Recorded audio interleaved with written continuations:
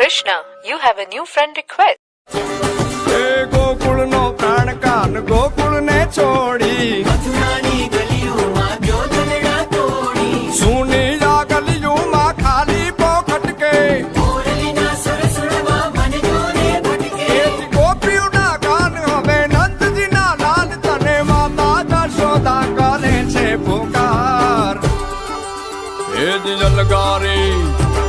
અલગારી દાન કાન ગોકુળ